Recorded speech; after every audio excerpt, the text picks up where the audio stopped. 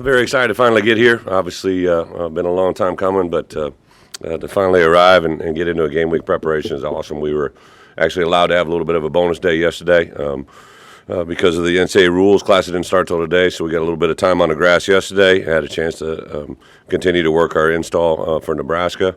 Before we get into Nebraska, I did want to comment publicly. I haven't been able to comment since obviously we named our captains, and those 6 guys, since the time I've arrived to where we are today, have been absolutely awesome to work with. On the defense side of the ball, jumped out right away. Tony Adams is probably one of the first defensive players I met with face to face. He was trying to decide what to do from that point moving forward. Had a draft grade and all that stuff that went into it, and locked in with me and Coach Walters quite a bit. And took him a while to come to the decision, but since he's come back, he's just been absolutely awesome. Not just with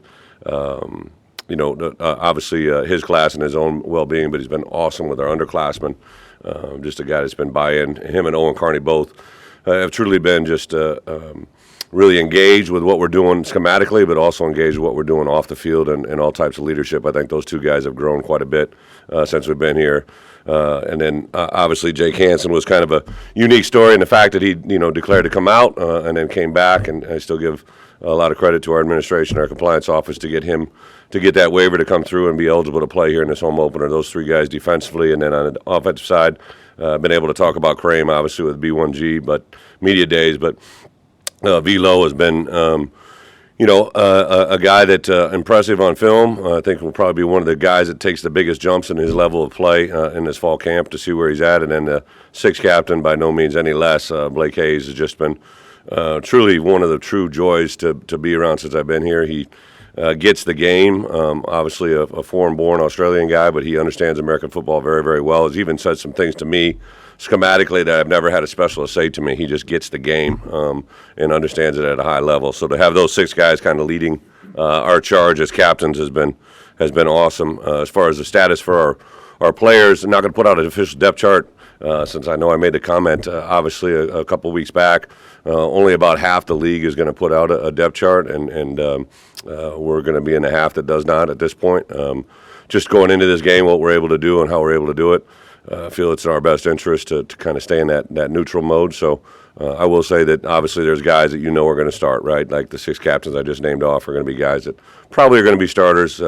Brandon Peters will be our QB1 for sure, coming under center that first snap and do a lot of good things hopefully with that group. But for the most part, injury-wise, the only guy that's officially ruled out for the game is Beeson. He won't be able to join us for this game, but he has accelerated his healing process to be with us hopefully, if not in time for UTSA for that Virginia game. So he's kind of made a turn for the better.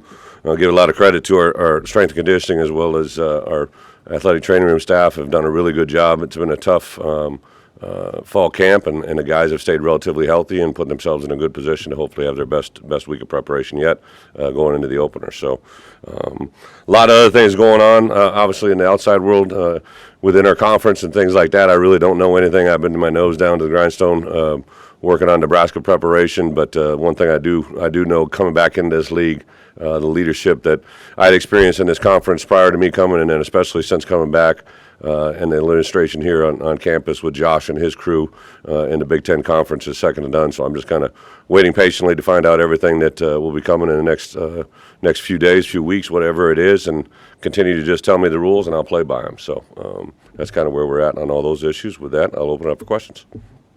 How big of an impact will that Big Ten rule mean if you can't play? It's a forfeit. How do you shape that? Tremendous, huge outfit. It's something I'm very conscious of. You might notice I'm a little nasally, right? I escaped some allergies, I thought, when I was back in Provincetown, Illinois, and I thought it was because I went to school somewhere else and outgrew them. But since coming back to Illinois, I've had my share of allergies flare back up. But, the first thing that pops in all of our players' minds is anytime anybody gets a little bit sick, we actually have only 3 players now in our entire program that won't have their second shot by Saturday. And of those 3 players, they're players that aren't in our 2 deep. So the majority, obviously everybody else in our program is good to go.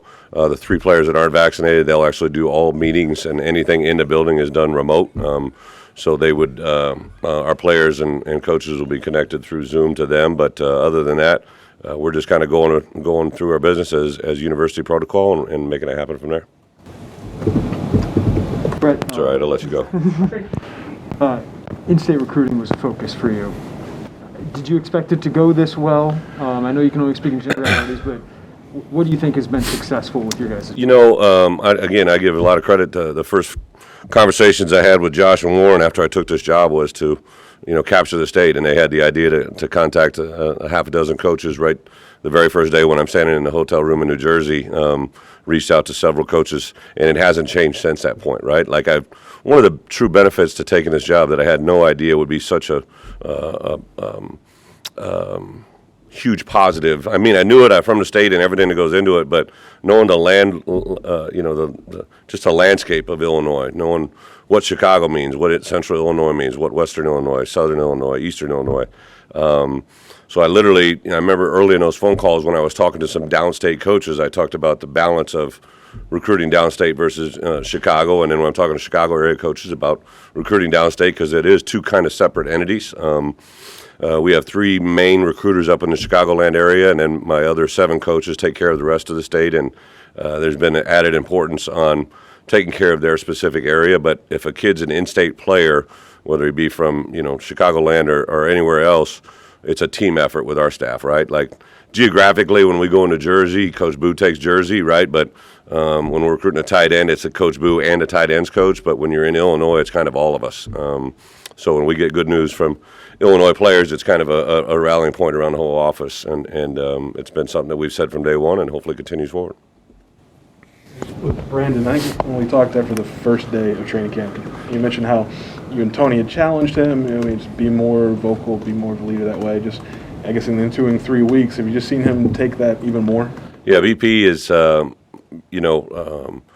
would say 3 things, right? So when I get here, all you know is what you've seen on film, right? So I've seen on film, been able to process that, and then as I got to know him, he's a guy that you have to engage, right? You have to engage and kind of draw it out of him. And one of the things that I kind of flipped on him during the course of spring, summer, and now into fall was, why don't you be the engager? Why don't you be the guy that grabs it forward? And even when we voted for captains, he received a significant number of votes offensively, and then the way we do it, our defensive coaches or defensive players vote for 1 offensive guy, our offensive guys vote for 1 defense, and then 2 on their respective side of the ball. He received a lot of crossover votes, so that began to tell me that people other than the people that were in the huddle with him were talking to him and are talking about him or feeling good about him. So he's made some strides, but the real test is going to come Saturday, right? And hopefully the strides that he's made off the field carry on the field, and I definitely know on the field he's made some nice strides as well. I guess in that regard, where have you seen, just maybe just from a fresh slate when you got here, just to now in terms of going out there and leading your offense? Yeah, volume reflects confidence, right? So if you speak loudly and efficiently, then people are going to believe you, right? So volume was a huge factor for us when we're trying to talk to him about on-the-field communication. And then, BP's got a really live arm, right? If you just truly just sit down and watch him throw, pregame warm-ups, pat and go, whatever it is, I mean, he has a pretty special arm. I've been in the NFL for 3 years, and I would say he has that type of caliber arm, just as far as 10-yard out route to a 60-yard post. He has all of the throws. It's just whether or not he can make them to the right person, right, at the right time in the right situation. So he's done a lot of really good things. I give Tony a lot of credit, and I give our players around him a lot of credit as well. When you're able to sit down and just kind of dissect Nebraska with 4 guys on defense that have called defenses at the college level, how much of a benefit is that for you and your staff? Well, obviously Ryan's the only guy that I offered the defense coordinator title to. Interviewed a few guys, but he was the guy that stood out from day one and has probably reinforced that decision 100 times over to where we are today. He's just got, incredible perspective. I think he relates well with our players, but the thing that's probably impressed me the most with Ryan is when I brought these coaches forward to him, right? Like I knew Kevin Kane, I knew Andy Boo, I knew Terrence Jamison, I knew Aaron Henry. I never at one point said, hey, hire this guy. Like I said, just let's interview him, right? Let's interview these guys and see what you think. And he'd come back and he's like, Coach, this is awesome. And Sunday night, I was just in my office reviewing some stuff, and I was going through some notes that he had actually handed me a week prior. And one of those things that he had made written to me, I asked everybody to kind of take a look after 2 weeks of camp and say, what have I done well? What have I not done well? What can we do well in the future? And one of the comments from him was how much he enjoyed this staff and the volume of experience that it brings him as a defensive coordinator, and that just spoke volumes to me about how he's selfless and he's not really in the moment of I'm the defensive coordinator. He's more in the moment of we're the Illinois defense, right? And that kind of said a big statement to me. Both Tony and Ryan today talks about sort of the collaborative process that went into defining what maybe the Illinois offense and defense would be. Was that unique for you, or had you had coaching staffs like that before? I think as a coach you evolve, right? Whether you're an assistant, as a coordinator, as a head coach, you evolve every day. I'm a little bit different from a head coach now at 51 than I was at 35, 36. I think the part that really has helped me is seeing other coaches since I've moved on from the head coaching experience. 2 years in the 3 years in the NFL, two different head coaches, but also just the perspective of what's worked in the past. It's just a different layout. When I took over Wisconsin, I was the defense coordinator, and I worked with Paul Christ as the offensive coordinator. He and I used to compete every day, on a football field, but it was never in that head coach coordinator role. So when I stepped into that role, he and I had several conversations. But it was more along the lines of, hey, this is what you've done, this is what I'd like to see us continue to do, and how can I help you get there, right? And then I transitioned when Paul took the head job at Pitt to Matt Canada, who's now the head offensive coordinator for the Pittsburgh Steelers, right? So we had success that year, won another Big Ten championship. And then at Arkansas, I had two coordinators there, right? So I have constantly evolved in offensive football and then also defensively, just I think learning from past mistakes and listening to others. So I appreciate what both of them have said. I've said from day one I didn't want to just have somebody come in and throw down a manual or a playbook and say this is what we're running. I want to run this together, and that's what we tried to do. Coach Walters mentioned that the defense that he's been able to put together is something that he's never done before. And like previous films, help. How much fun was it for you guys to be able to put this defense together from scratch and kind of slot guys in different places? It has been a lot of fun. I'm not gonna, from December 19th when I, came here, or when I took the job until where we are today, it's been a constant evolution, right? Just the way things were laid out because of COVID. I wasn't able to go out and recruit, but I was able to stay here on campus, and I literally would just bring in a different coach every day. And first came TP, then Bart, and then I switched to the defensive side and I hired Ryan. And as you staggered all of those hires, it seemed like we were probably hiring 50 people, but I just wanted to give every guy a chance to get named, and it kind of came to a summation. I believe it was last 2 weeks ago Friday. I believe it was about 11:30, 11:45 at night, and I came out of my office and I was going to walk down to Pat's office, and I just heard this music coming from the defensive staff room, and I came around the corner, and they had some beats going in there, and it was just like there was like 8 people in this little defensive staff room, and they're just like high energy. Everybody's they're filling out a prep for tomorrow's practice, and I'm like saying to myself, like, how many people can do that at 11:45 at the end of 2.5 weeks of camp? I think we got something here, and I think our players feel it. There's a natural camaraderie that happens. We did a routine run tackle drill, which was a pass from a quarterback to a receiver. A receiver then had to run a gauntlet, and he got a two-way tackle. So we were demonstrating that, and I had Tony Peterson throw the ball to Gio, and then Gio ran the play, and then he got 2 close angle tackles, one from Coach Kane and another one from Ryan Walters, and the whole place went like I was just doing a routine play, right, kind of demonstrated, and our players just went crazy. And then I showed that in film the next day, and I let the players critique it, which was pure pandemonium. Now, it's not just all funs and giggles, but that part really kind of summed it up for me. What have you seen on the film about the Nebraska offense that might present some challenges? Yeah, obviously Martinez is a very gifted player, very creative. Going back over the last couple of years, he's a player that's been recognized now as a captain. He's only 3-time captain in Nebraska history. Think about that. Regardless of their record, their history, the last 3 years, he's been a guy that's been a mainstay for them. So obviously he has the eyes and ears not only of his players but his coaches. I think offensively they have some big bodies up front that although they may not have a lot of career starts, they've got good experience. They're long, they're athletic. Whoever comes, I think running back is the unknown commodity, right? They have a lot of different options that are in there. Tight end, a couple proven players. I think the biggest thing we're going to have the challenge of obviously early games. is to make sure that we're playing well, and then obviously we got to match their offensive play, and on the flip side of the ball, defensively, just have a lot of respect for several of their players. Played a lot of football. JoJo Doman, who's one of their premier players, his dad and I have known each other since I've been 22 years old, right? So I've known JoJo since he's been a small young man. So there's a lot of ties to that defense side of the ball. Chenander, who is their defense coordinator, played at Iowa when I was there. So there's all kinds of ties to that moment, but I'm excited for the opportunity. Coach Walters, the same thing, but how important is it that you get off to a fast start in this game on both sides of the ball, just from a confidence standpoint?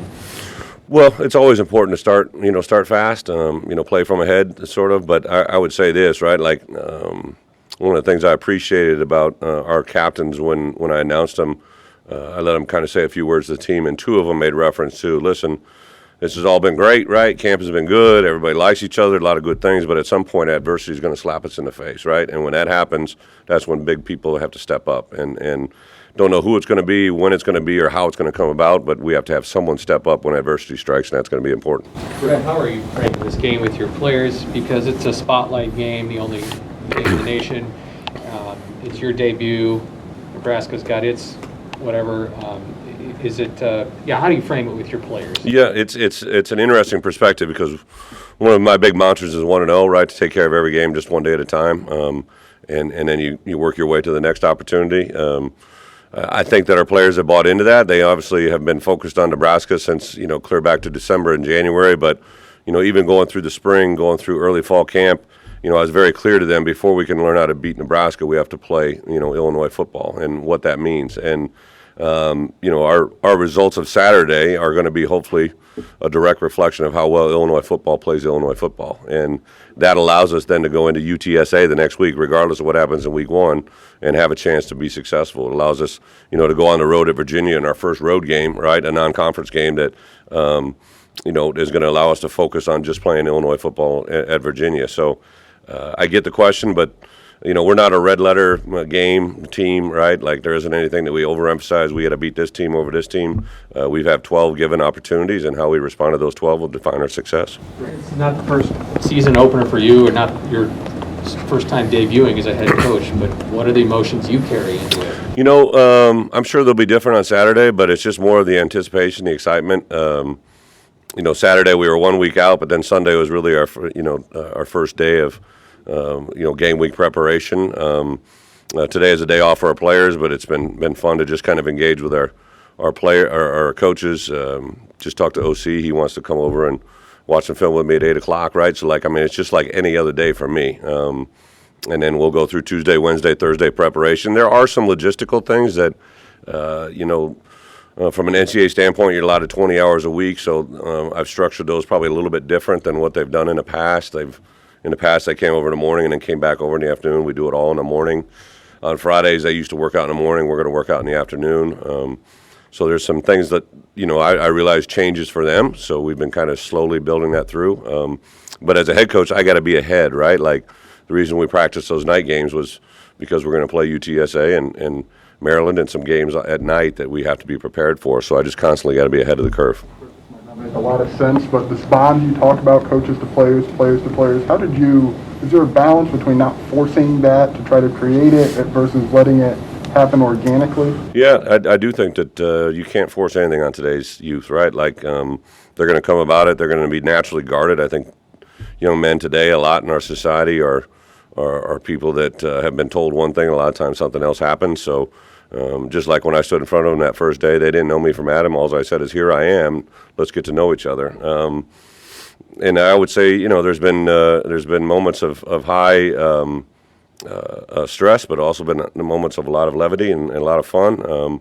I think that's just building and growing in a relationship. But I know this, walking off that field on Saturday, we'll know a lot about who we are by the actions of our four quarters and how we react to moments of adversity as well as success.